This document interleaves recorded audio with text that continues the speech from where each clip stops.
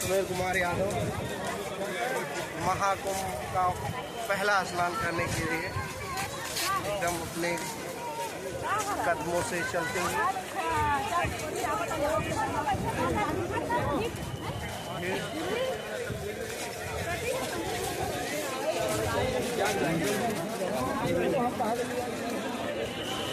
प्रयागराज से